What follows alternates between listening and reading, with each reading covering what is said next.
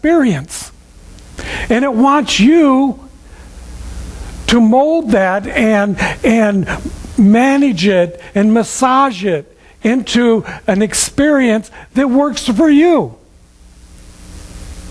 What a concept. Creating the life that works for you. Usually, when we look at the way that our social organizations are set up, they're designed to create a life that works in the way they want you to be.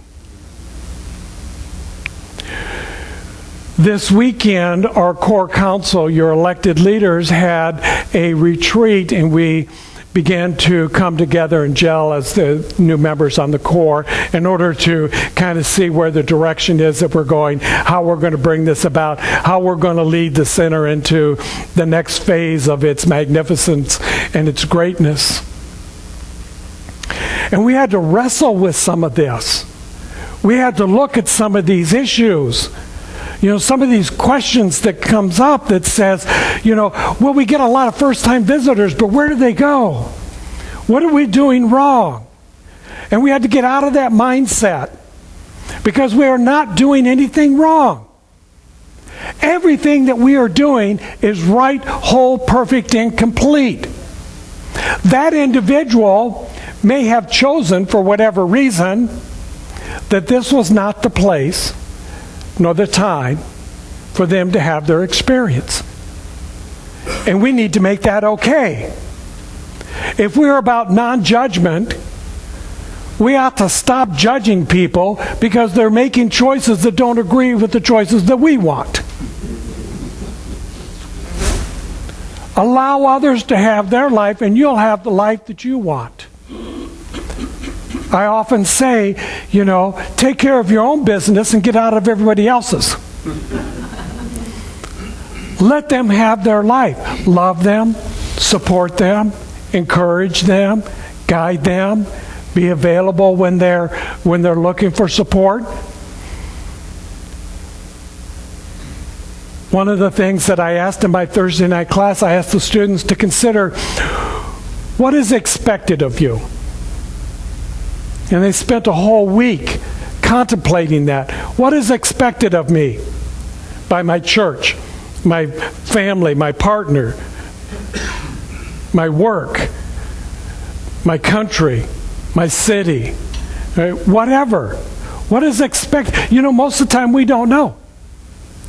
We really don't know what's expected of us. And oftentimes, we're sitting out there forming expectations of other people, and we don't tell them. I have some expectations of you, and when you don't meet that, then I'll let you know. Then I will share with you. I'll be more than happy to let you know when you didn't meet the expectations. Get out of other people's business. Take care of your own. Be present with who you are.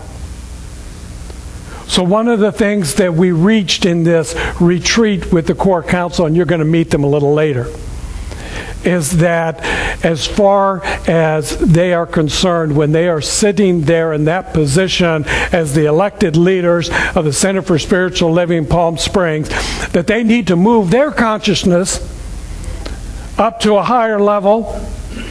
As Dr. Kathy Ann Lewis says, we need to live in the penthouse of life. Why not? Get out of the basement. And if there's anything that anybody needs to share and deliver or inform us of, they can send it up in the elevator. There is no need for me to bring my consciousness down into the basement anymore. Been there, done that. I'm complete. I want my consciousness to live in the penthouse of life. I want the abundance and the prosperity and the joy and the love and the peace and the wisdom and the truth and the balance and the beauty that comes with that. And if I forget that, will you remember that for me? If you'll remember that for me, I'll remember that for you when you forget it. Together, we can bring this consciousness to a new level. The world is coming to an end as we know it. We have stepped into a new world. It is an awakened world. It is an enlightened world. It is a world in which consciousness of the human being has reached a level that the mystics have been teaching, practicing, and living for eons, and now there is a human mass that is beginning to live at that level of consciousness that says we can do better. We can do more. We can have the abundance of the universe by the very use of that power and that presence that is within us right here and right now. Awaken to that with me. Join me, if you will, as we continue this path of consciousness, as we continue to move the energy and the way that these beautiful students of Lu moved energy this morning, bringing that forth and up and out and into the world, so that wherever you go, whoever you meet, whatever you say, whatever you do, is done from a higher level of consciousness, in the awareness that life is good all the time. You can do this. I know you can. Because you are the beautiful individuals that I see each and every day. You are the ones right here, right now, in this place, transforming the world by your very presence. Open up to that. Be that. Live that. Live it with great joy and enthusiasm. I should get excited about this. We can have a really marvelous time here. We can have some great celebrations. You just wake up. When we sing a song, sing it out fully. Become animated. Live this life. Don't be afraid of living. Live it fully. Have the experience. So let's do a little bit of consciousness work here. Let's go back within.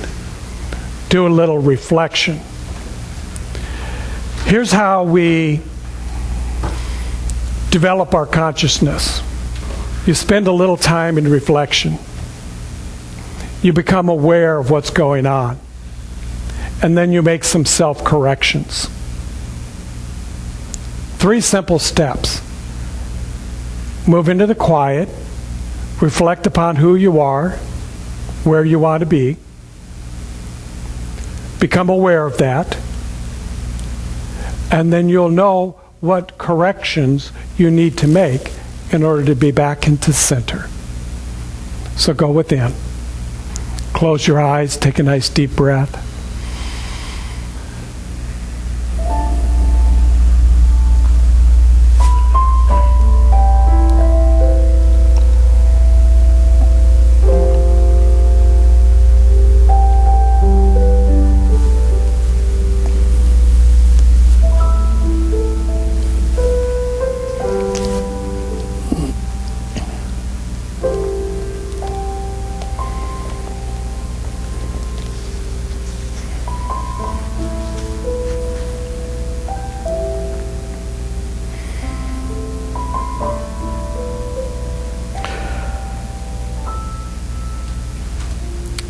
The affirmation in the Science of Mind textbook that was right before the one that we were reading today, titled The Seal of Approval. The seal of approval is upon me, and I am not condemned by the thoughts or the act of man.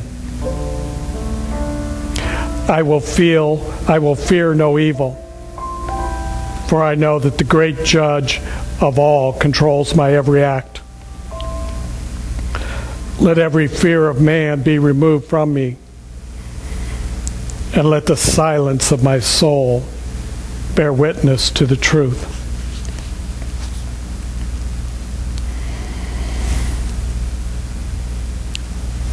There really is no secret.